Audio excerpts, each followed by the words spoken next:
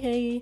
So I found this little ugly flamingo a few days ago that my mom had lying around, and I thought, that's kinda ugly. We can do better than that. It has a sloppy paint job, the color is all weird and fleshy, so I thought we could just come up with a flamingo-esque design, but obviously make it a bit weird. So I had this idea of giving it the long flamingo neck, but make it all bendy like the poor little guy has scoliosis. I also wanted him to have a big head, kinda to the point where you don't really know how he even has the strength to hold it up. I guess that's why he has the scoliosis in the first place. Okay, let's find a page in my nicer sketchbook where I'm gonna draw him one last time to make sure that the design really works, and I also want to see how the colors that I had in mind work together. Sketching the design more than once really helps to see what works and if there's something that needs improvement.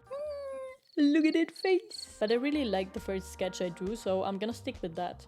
As you can see, I also gave him a tail, and I have to admit that was not just a style decision. I hope that it will help balancing the sculpture and make it easier for him to stand on his own. Hence also the big feet. He looks so cute! He kinda looks like he's a little bit uneasy. Maybe he's insecure because of his scoliosis and his wobbly knees.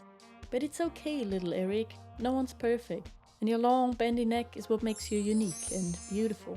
Alright, I'm glad we talked about that, but now it's time to actually bring Eric to life.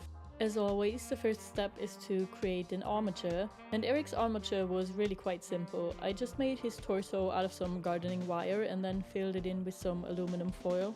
Is it aluminum foil or is it aluminium foil? Because in Germany we say aluminium, but I've never heard an English speaker say that. Is it just sloppy speaking or is it actually called aluminum? I guess we'll never know because I'm already done with it. Now it's time to add the tail. So I just twist some more wire, secure it to his back end, and then bend it so it looks natural and flows nicely. The initial piece was way too long, so I just shortened it with my, what do you call these? Pliers? I guess that's the right word. That looks pretty good. So while I'm making this armature, I keep looking at my sketch. And all of a sudden, Eric looks super familiar. Like I think that I've seen him before. And after a while, I realized that he kinda looks like the bird from the movie Up, Kevin. Yeah, he kinda looks like Kevin. And then I thought about it some more and I realized that he also reminds me of this weird bird from the Sesame Street. Even though the Sesame Street bird is way creepier. It happens so often that I'm super inspired and I think that I'm coming up with something original, but then it's just not that original. But it's not a big deal, Eric is still special. Oh, look at that, we're already done with the armature. But that one was easy anyway. Now it's time for the fun part, which is covering this beautiful skeleton in some clay, aka adding the flesh to the bones. Damn, that water looks nasty, but actually it's just me being resourceful. You know, it's paint water and I reuse it for my clay stuff. I would love to say that it's because I'm environmentally conscious, which I try to be, but this one is pure laziness. I'm covering the whole armature in a layer of clay, making his neck and legs look nice and smoothing everything out as best as I can. Now usually I would also have armature for the head and the feet, but sometimes it's quite hard to get the shape right with the aluminum foil and wire, so I'm gonna try something different and just use clay for his head and feet instead. After the first layer has dried for a few days, there are a few cracks forming on his underside, which is normal because the clay shrinks a bit during the drying process. I'm just gonna patch that up and then add more clay where I think it's needed to make Eric come to life. For example, make his torso a bit bigger and rounder and also add more volume to his tail.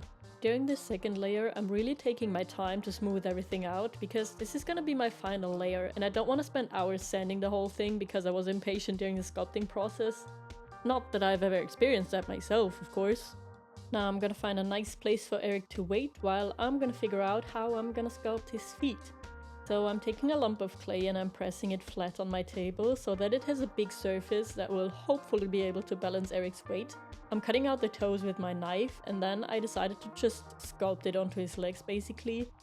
I must say that was pretty straightforward and a lot easier than if I would have made an armature for it. Now I'm gonna repeat the whole process for his other foot and then letting it dry, hoping that he will be able to stand on his own once they're dry. Okay, fast forward a few days and surprise surprise, he's not able to stand on his own. Yet. There's still hope because we haven't added the head, which might add enough weight to balance him out, hopefully. But first I'm gonna sand his feet a bit and clean up the mess. Okay, now I'm gonna sculpt on his head. and I really hope that that's gonna solve my problem, because I have no idea how I would fix it if it didn't work. And what's the point of a sculpture that can't stand on its own? Oh, look at that! He's standing! Haha, it worked! Why is my reaction in the video so underwhelming? I know I was so excited that it worked, but for some reason I just didn't show it at all. I guess we don't have time to celebrate. Not in this economy. So straight back to work. I'm giving him his wobbly knees and then I'm adding his spines to the back. At this point I was scared that if I added any details that were not on his center of gravity, that I would set him off balance again, so I really made sure to balance everything out. After his spines are all done, I'm getting started with the wings. Initially I wanted to make an armature for these two, but I decided against it because the wings are going to be very close to his body and there's not really a high risk that they would break off. So I'm just sticking them on like that, which also saves me a lot of time that I can then use to get crazy with the paint. I guess Eric is probably a flightless bird. I would be really impressed if he was able to flap these tiny wings hard enough to actually take off. Now let's sculpt on his little eyes that aren't really that little. And then we can let him dry for a few days before we can add the paint. Checking one last time to make sure that he's really able to stand on his own. Fast forward a few days and ta-da! Look at that! Finally a little reaction of mine for his ability to stand up on his own. But again, we got no time to waste, so let's sand this big flightless bird down to smooth out a few rough spots. And now we can bring out the paint. I'm getting out all the different shades of yellow that I own, and I'm gonna try to mix a color that is quite bright, but not to the point where it looks too intense. And then I'm covering Eric in a few layers to make it opaque. He really does look like that Sesame Street bird now. But don't you worry, we're gonna change that real soon. But first let me mess up the color of his legs, so that he looks like a rubber duck. I tried adding stripes to save it, but nope. This color is way too bright and I also don't like the hard edges between the yellow and the orange. So I'm remixing the orange, make it lighter and desaturated, also blending it with the yellow to make a nice gradient instead of this harsh line. I spontaneously decided to add these orange stripes to his neck and tail. My thought process on this was that I didn't like how he was a solid yellow and had no structure. Like, he's a bird, he needs some fuzz. And I also blended some red into the center of the rings, and that really helps with Eric's uniqueness, I think. You know, to distinguish him from the other famous yellow birds. Now it's time to bring in even more color by painting his wings blue.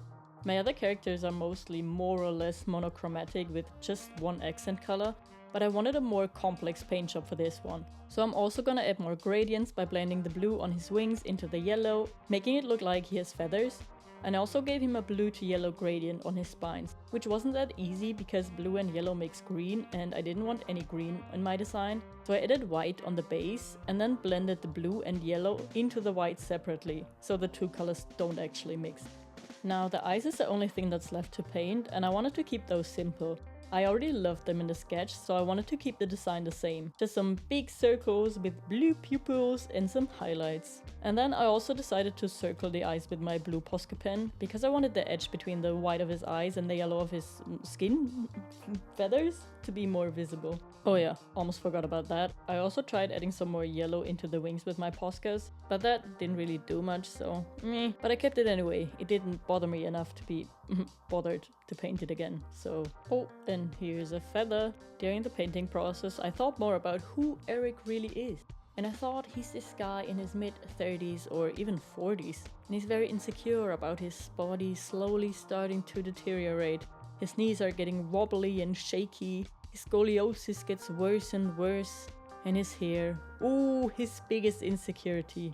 One last feather is all that he has left, and he's holding on to that one feather for dear life. His biggest fear is losing that too, and then being bald. But it's okay, he's not bald yet, so I secured that thing with super glue, so I think we're fine. Anyway, Eric is done and I am in love. This is my new favorite, I think. Don't you worry, Valdemar, you're still special, but oh, Eric has so much personality. He's just wonderful in his own quirky way. Also, compared to the drawing, I think he turned out a lot cuter than I initially thought and had planned. Oh, whoopsie, wobbly knees, told ya. I really like that I put more effort and time into the painting part. I think that really elevated the whole design a lot. And that perfect, wonderful single feather on his head, of course. Oh yeah, I made him a wig from my special donor Odin's hair. and I think he grew up in the 80s. But he doesn't need that thing. Get out the way. He's much cuter without the wig anyway. Anyway, this is it for this week's video. I hope you enjoyed it as much as I did. Thank you so much for watching. Bye!